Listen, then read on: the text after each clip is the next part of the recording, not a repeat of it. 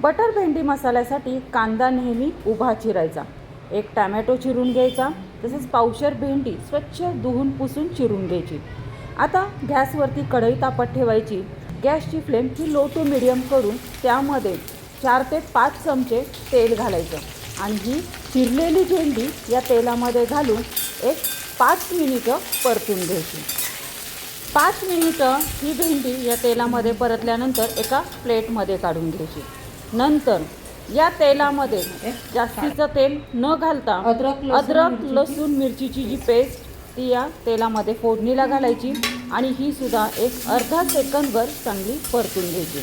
अर्धा सेकंदभर परतल्यानंतर यामध्ये एक उभा चिरलेला कांदा यामध्ये घालायचा फोडणीला आणि हा सुद्धा एक तांबूस रंग होतोपर्यंत परतून घ्यायचा। नंतर यामध्ये बटर घालायचं आहे। बटर यामध्ये 5 ग्रॅम बटर घालायचं आणि हा कांदा या बटर आणि तेलामध्ये चांगला परतून घ्यायचा। अर्धा सेकंदानंतर यामध्ये टॅमॅटो घालायचे।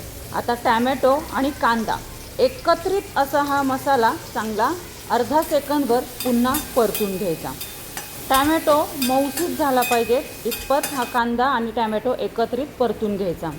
आता याच्यामध्ये काही मसाले घालायचे आहेत, ते म्हणजे शाही गरम काळा मसाला 1 चमचा घालायचा, तसेच किचन किंग मसाला 1 चमचा घालायचा आणि हा कांदा आणि टॅमॅटो पुन्हा एकत्रित परतून घ्यायचा। आता यामध्ये 1/4 हळद घालायची, तसेच चिमूटभर असं हिंग घालायचं आणि पुन्हा हा मसाला चांगला परतून घ्यायचा। एक अर्धा सेकंदभर परतून घ्यायचा।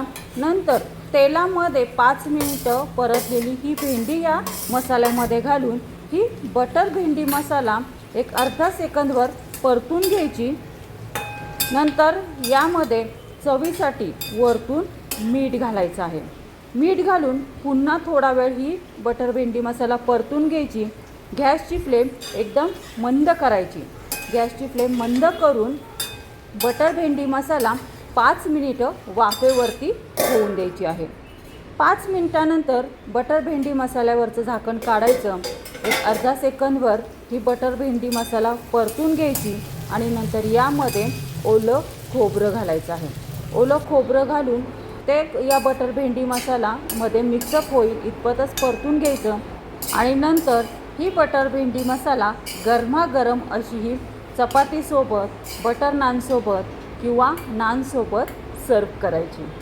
अशा पद्धतीने थोडीसुद्धा चिवट न होता भारतीय खाद्यसंस्कृतीमधील हॉटेल रेस्टॉरंट पद्धतीची ही भेंडी बटर मसाला रेसिपी आपण घरी बनवू शकतो।